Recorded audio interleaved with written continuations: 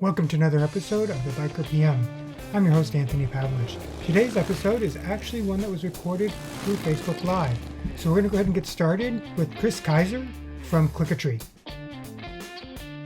Woohoo! Exciting! Are you excited? You should I'm be excited. I'm excited. So we're live. I don't know how long this will, see who's actually going to, we'll wait to see how many people actually start watching. Because, I said, this is the first time I've done it. Yep. So why don't we go ahead and start out, Chris? And I'm glad you're joining me today, and you're being my guinea pig on the first live episode of the Biker PM podcast. I don't think I'll do this for every episode, but there are some episodes that I think this will be good for. And I really like your concept of your business and what you're doing, and what I've seen from your website and your sites and everything. So go ahead, can you give us a little bit of a background about you and your company that you're working on? Of course, yeah. I'm also very happy to be here. Thank you very much for the invitation. As you mentioned, I'm Chris. I'm a traveler. I've been a traveler all my life. I've worked and lived on 5 continents to date. I grew up good parts of my youth in African countries and continued traveling everywhere. I studied tourism because, well, what better to do than work in tourism when you love being overseas? Yeah. And that is how I ended up in Thailand in 2012. I got a job where I worked in very close contact with elephants.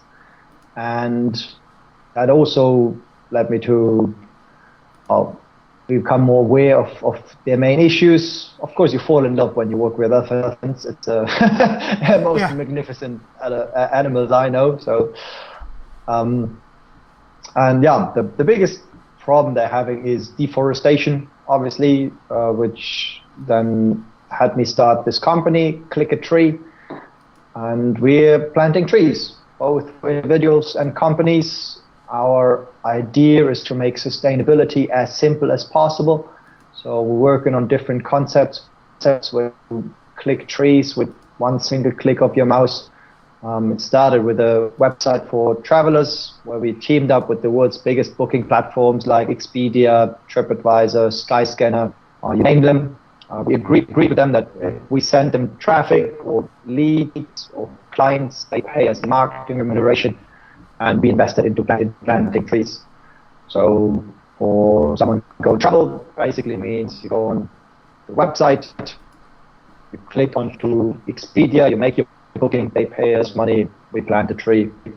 Costs you one click of your mouse, booking price stays the same. So that is how things started. We're now planting in 12 different countries across the planet and have planted over 100,000 trees to date, which is quite a good number. So, of course, we're hoping that further increases because everybody is aware these days that climate crisis is coming and deforestation is a massive issue. So we need more of those trees, and we need cool people like you who help us support the cause and to help plant more trees. So I'm excited to be here. Yeah. Huh. So, so you got into the pachyderms. You really liked the pachyderms. You got into working with them. How do the trees relate to that love? It was really realizing the huge problem they're having. So one of the key moments was when we lost my favorite elephant. It was an elephant baby who passed away on her 4th birthday, and we could not have saved her, unfortunately. That wasn't possible, but it made me think about all the other elephants that die every day, quite often simply because they have nowhere to go, because they lose habitat due to infrastructure, due to agriculture, due to climate change.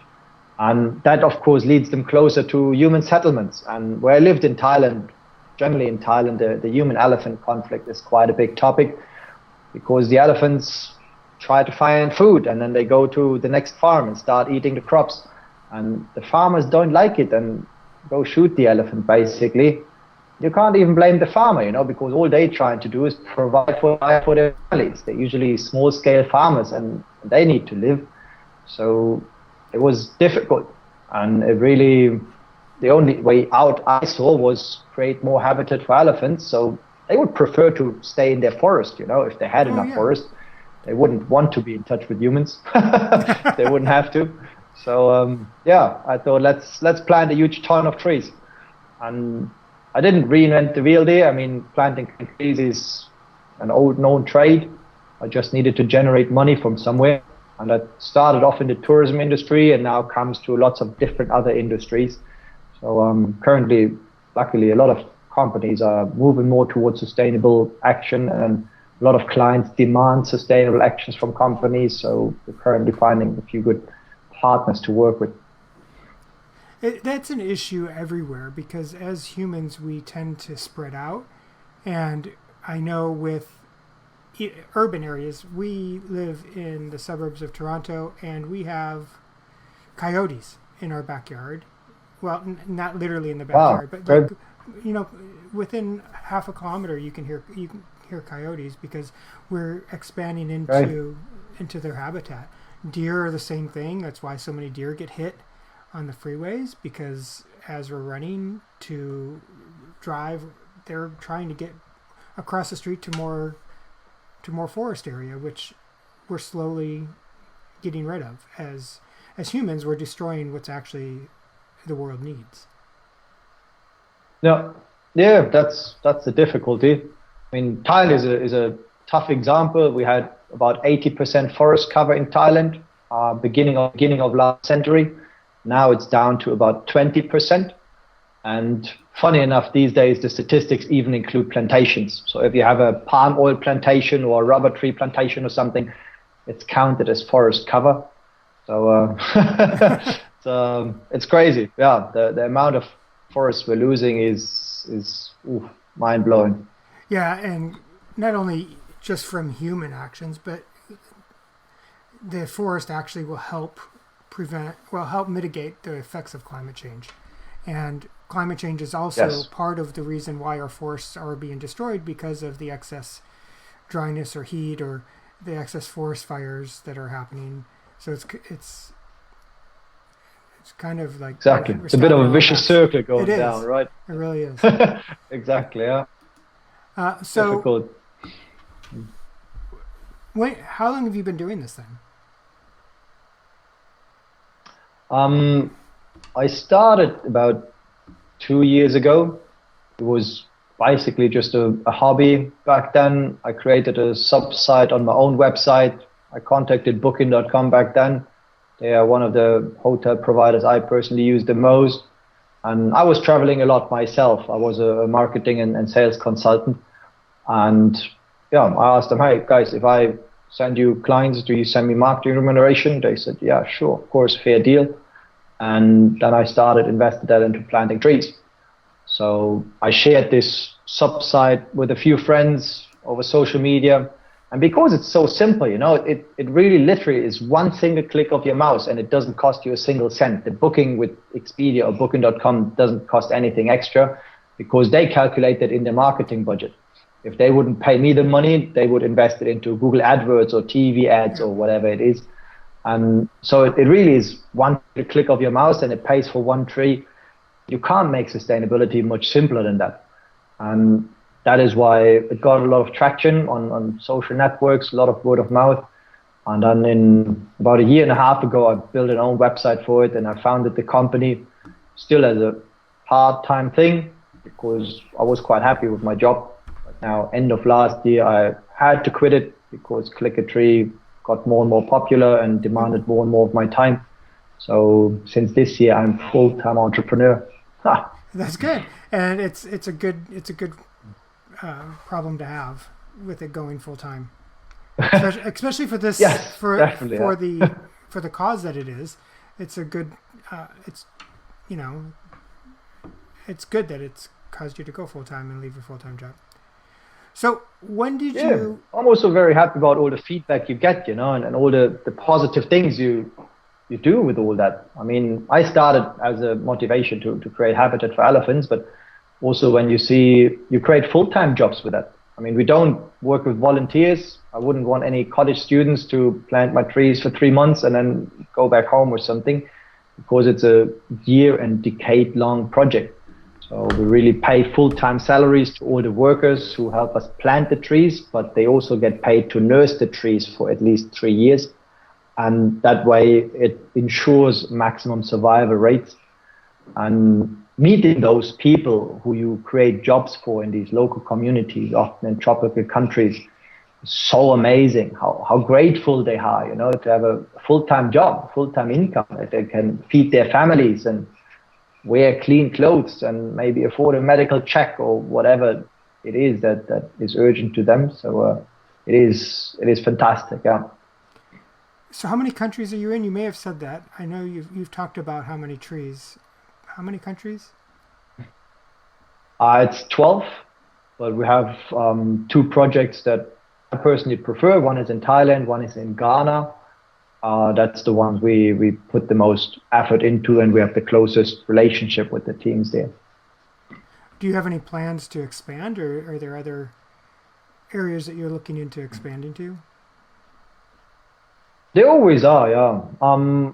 We always look into new projects if we get approached and someone says, hey, I have this fantastic project to reforest the outer areas of Toronto or something. We're happy to I'll let you know when we discuss need it. See what yeah, so far Canada's still well off with trees, but We are. also, like, say 2 years ago, when the Amazon was burning, or last year when Australia was burning, we got approached by a lot of companies and they asked for help. And then with the Amazon, we actually planted some trees. With Australia, I told them, look, to be very honest, it's horrible what's happening, but there are other countries who need the money even more dearly than you do. And you get so much press coverage at the moment. You get so many funds at the moment that I rather continue to channel the funds we have into other countries where they're needed even more dearly. It's got to be hard to say no. Generally, it's super hard, yeah. And the problem is it happens so often. I mean, these days we get approached probably once a week or something with a new project from somewhere. And quite often those are good projects, where you're like, okay, these farmers seem to be really diligent about things and really hopeful that we can help them. So it's very tough for us to say no sometimes. But of course, we can only plant as many trees as we make money for. Yeah. And that is why first we need to spread the word further, make sure that we get more clicks on the site, and then we can continue with new projects. So what inspired you to be an entrepreneur? You were working full time, so where was that turning point where you're saying, I want to do something that's going to take me out of the 9 to 5? And well, as you know, as an entrepreneur, you're probably working 8 to midnight, or so working longer hours. What inspired you to take that leap, that you wanted to be an entrepreneur? Probably it was the naivety that I didn't know that you work longer hours for less money. Surprise! Like, first when you become an entrepreneur, you're like, I'm gonna be my own boss. I can do everything my way. I can work from home in my sweatpants or something if I want to. And I take holidays whenever I want. But you're working on those holidays. Then That's one thing I found out. You still work. You can take holidays whenever you want, but you still may be working on those holidays. Exactly. Yeah, it's more like a workation, as they call Exactly. it. It was a process. I mean, even back in Thailand, I think it started maybe around 2016 when I experimented with just creating websites because I had fun doing it, and sometimes was a bit slow at work. And then you would just do it on the side in the evenings, play around a little bit, learn a little bit about marketing, get in touch with some people who know stuff, ask them questions. And I enjoyed it. And that continued. And then, of course, I said also Click a Tree started as a side project, as a hobby, then as a website. And suddenly it took off. And I thought, well, give it a shot. In the end, we have one life to live. And I think that with this project, I can really make an impact. Whereas as a sales and marketing consultant, I was good at it, and I was making quite a bit of money for my former boss. And he was a good person too, he reinvested also into the community, into the environment and everything. He was good. And that's why it was difficult to leave the job. Nonetheless, I thought maybe like this, I can have a bigger impact on the grand scheme of things. So that's why I thought I tried. If I fail, at least I tried. I can go down on 2 years and say, well, gave my best. I'm not a good entrepreneur. Let's go back to be employee. But yeah, the one thing that always drives me is this: in 10 years' time, you regret the things you have not done. And it's really true. You sometimes think, oh, back then I should have tried this and that, or I should have spoken to that person, or dared to do this, or whatever it is. And if you do, the worst thing that happens, you fail, you get a no, whatever it is, but at least you can sleep calm. Exactly. That's what I thought, yeah. I have a patch on my biker vest that actually is my favorite saying. It's this: pain is temporary, regret is forever. Very wise words, yeah. I fully agree. So True yeah, that. I think that's what all of us want, at least from my point of view, becoming an entrepreneur and trying to work as a project manager with other entrepreneurs to help improve how they do their processes and help them be more successful and help them make a difference in the world. And by that point, I'm trying to make the world a little bit better. And I think that's like you. It's my goal is just to try to make a difference, make things better for other people. Well, that's brilliant. If you inspire this snowball effect, you inspire someone, that person inspires someone, and that way it spreads and things become better for everybody involved. Brilliant. So what piece of advice would you have for aspiring entrepreneurs that want to go out on their own and try something to make a difference, other than, telling them they're not going to be able to work 9 to 5 still?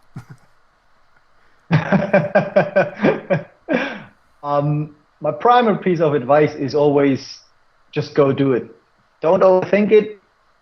Don't sit in your garage trying to perfect something.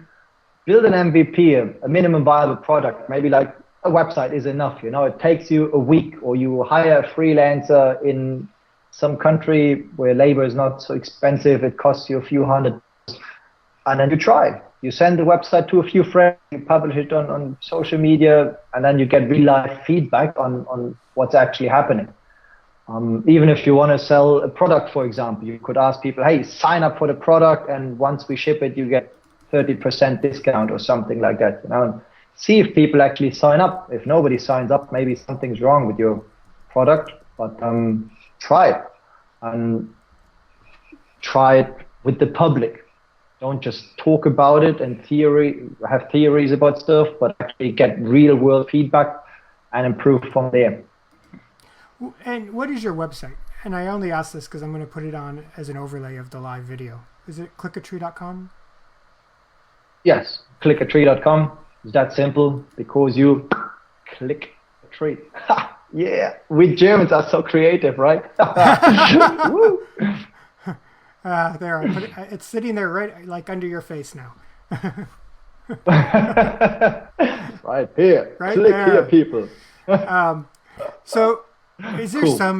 some resource that you've really enjoyed that's helped you on your journey? A book, or Oh, there's tons of them, yes. The classic Tim Ferriss 4-hour work week. That's why I never knew about this 8 to midnight job. He said it's 4 hours a week and I'll be fine. So he lied, right? But for me it's more, yeah. But aside from that, it contains a lot of good advice and also a lot of productivity advice, which helps you getting things on the way. Because I'm sure you could work basically 48 hours a day if you wanted to, but with a bit of productivity and a bit of structuring and a plan, you manage to also knock off at some stage in the evening and maybe still watch a movie or go for a beer with friends or something. So that's quite a good one. And Rolf Dobelli's The Art of Thinking Clearly was a very good one, in my opinion. It's a little bit about wrong thoughts that you have and tricks your mind plays on you, and it helps you see the world a bit more clearly. In business, that is super valuable, of course, when you start to understand who's really supporting you and who's just abusing you, and what kind of advice to take seriously and what kind of advice was given because of selfish reasons or something. So Yeah, that's also a very good one. So, looking at where you're at now, and you said you're always looking to expand into other countries. Where do you want to see this go? I mean, if you had a vision of like for 3 years from now, 4 years from now, where do you see Click-a-Tree? Very good question. So my dream is to actually embed tree planting into everyday life. So we now, for example, partnered with the first sushi restaurant in Germany. And every time you go there and eat sushi, they plant trees, which is brilliant because you don't even have to click your mouse anymore. You just do something you do every day, which is consume food, and they reforest the world for you, which is brilliant. That's the idea where we want to get. We partner with various hotels, for example, where they include a tree in every overnight stay, for example. And that's the direction we want to go. That when you go through your everyday life, you make a purchase, you buy a ticket to a concert, for example, you stay overnight at a hotel, you buy a plane ticket, whatever you do, with every purchase, you plant a tree without having to think about it, because that's the only way to get it really into the masses and to make it available for everybody. At the moment, you still have to think about, oh yes, I should go to Click-a-Tree and click that tree to do something good for the planet. In 4 or 5 years' time, that shouldn't be necessary anymore, and everybody just reforests the planet by living a normal life. So what I find interesting, and this just came to mind, is people do that right now. They have the Rakuten, which used to be Ebates, to where you can go and get a discount, get cash back. So if you're shopping through Amazon, exactly. So I mean, Click-a-Tree is kind of like the version of that, but you're doing something for the environment, you're doing something for the world.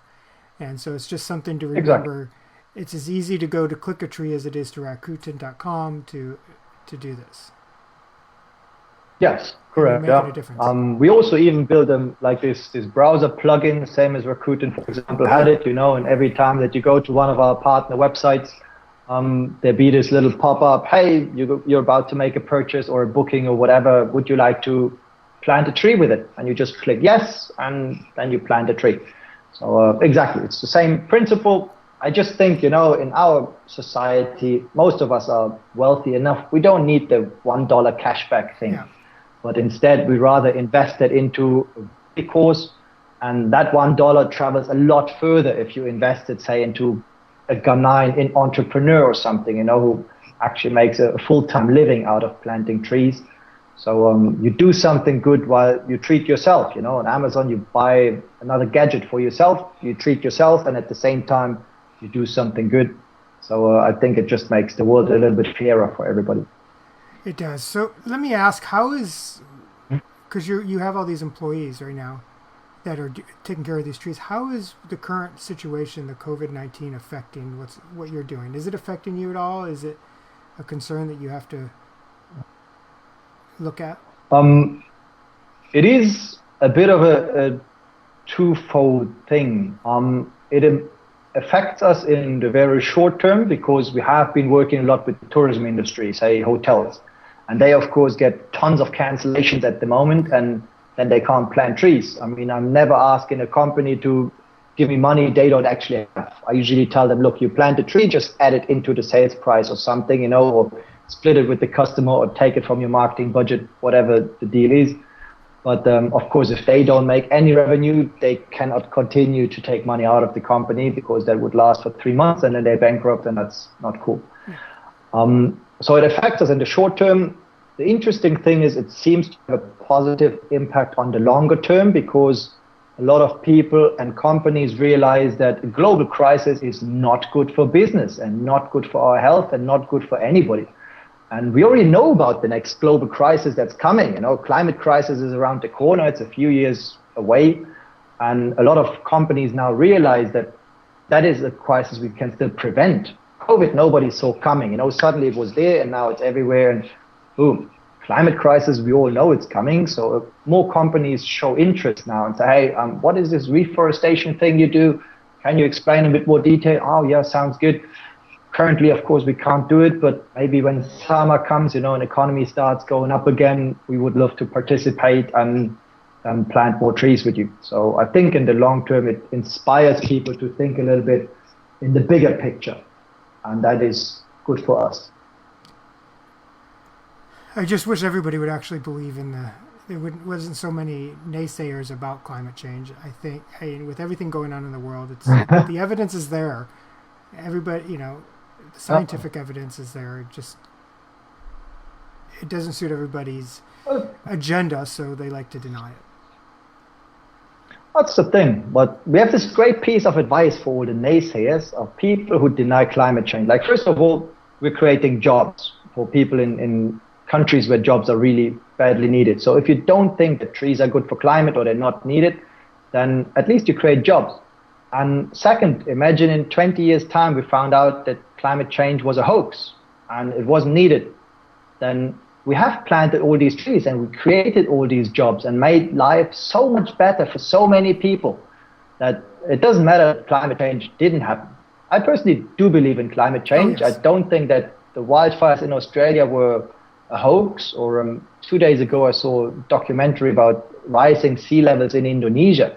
They're now moving their entire capital city, Jakarta, to a different island because it's sinking. I don't think they do that because of fun or because there was one wave a little bit higher than another one. They do that because in a few years' time that entire city just won't exist anymore. It's like Atlantis. So, and yeah, it probably has something to do with a changing climate or melting glaciers in the north and the south of our planet, or Which there's perfect scientific evidence of that. I mean, you look at satellite pictures from a decade ago. True, yeah, it's crazy. But yeah, what I wanted to say, even if you don't believe it and you don't believe the scientists, and plant the trees for the good of the people whose life we make better, and for all the animals that we create habitat for. Because we're destroying habitat daily for animals as it is. Big time, very big time. A bit unfortunate. We even destroy a lot of animal species we never even encountered, apparently. Yeah. I mean, they just disappear and we never knew they were there in the first place. Probably in 50 years' time, we discover a few fossils and be like, oh, our parents could have known this animal, but we killed them. So before we sign off, I appreciate this. This has been a great conversation. If people want to find out more about Click-a-Tree and you, where do they, besides clickatree.com, which is under your face right now, where can they go? Of course, we have the social media presences. You can go to Facebook, Instagram, LinkedIn. Feel free to check out these resources. And then on clickatree.com, there's a few more interesting sections. There's an about section as well, where we talk a little bit more about the history of Click-a-Tree, how it came about the life with elephants, all these things. And we talk more about also the partners that we support. We have a few cool success stories from the field, from the people who are planting the trees, nursing the trees. So that's definitely a good resource to go. And should you by chance be in Germany, come visit me. I'm always open for a cold beer, and I'm happy to chat. Sure, yeah. Yeah, I haven't been to Germany. I left Germany in '91, and I haven't been back. It's a destination I want to go back to. It holds a special place in my heart. Germany does. It's always been someplace that I enjoy the memories of. I have a hand-carved chess set from there that I really like. And nice. Okay. Yeah, it's one of those places that even though I was 19 or 18 when I left there, because I left there and went in the Air Force, but someplace I've always wanted to go back. I've always felt like, I just remember before we moved on base and we lived on the Economy, we called it the Economy. We lived on Friedhof 1. On Friedhof 1 is where we lived. Okay. Out there. Down the street was the graveyard, a beautiful, beautiful graveyard. But I just remember how well every morning people out there sweeping the streets, keeping it clean and everything. And I'm like, never been to a place like that in my life. People take care of the Germans. Well, next year is your 30th anniversary of your departure, so good point to come back. Oh my God, 30 years. Find the time. There goes my age, right? Oh, sorry. Your 10th anniversary of the departure. My 10th anniversary 3 times over. Okay, well, I really appreciate you joining me today, Chris. This has been a great conversation. It's a great cause. It's great to have another, talk to an entrepreneur that's trying to make a difference in the world. It was my pleasure. Thank you very much for having me. As you say, always good to connect, even across the Atlantic. It's brilliant. And I do think we can all help each other to make each other stronger. And as you say, you inspire people to do good. We try to do good, and all together, something very big good comes out of it. So I hope it helps. I'm sure it will. And I'm sure you'll keep making a difference. So thank you very much. Thank you. So do you. Thank you, Anthony. Appreciate it. Thanks for joining us for another episode of the Biker PM. Don't forget to subscribe and leave a comment. I'd love to hear what you think. And remember, if you're an entrepreneur that wants to be with like-minded individuals and improving their project management skills, join the Biker PM Facebook group. Until next time.